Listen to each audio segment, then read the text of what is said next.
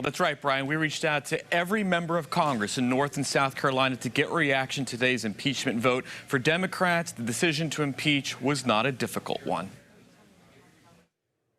I think it's a sad day, but absolutely necessary. Congressman David Price of Chapel Hill voting to impeach President Trump. We need to remember that the armed insurrection of last week was part of a bigger picture of an attempt to overthrow a legitimate election and install Donald Trump in office. We will never concede. It doesn't happen. You don't concede when there's theft involved. Let's have trial by combat. The House taking up a vote to impeach the president for a historic second time following last week's insurrection at the Capitol that left 5 people dead. Democrats say Trump fanned the flames by inciting a mob and needs to be held accountable. If that's not impeachable conduct, I don't know what is. What would you say to Republicans who feel like this is divisive and that Congress should be spending its time on other things like COVID relief? The people who are self-righteously calling for unity right now are the same people who a week ago were willing to back up an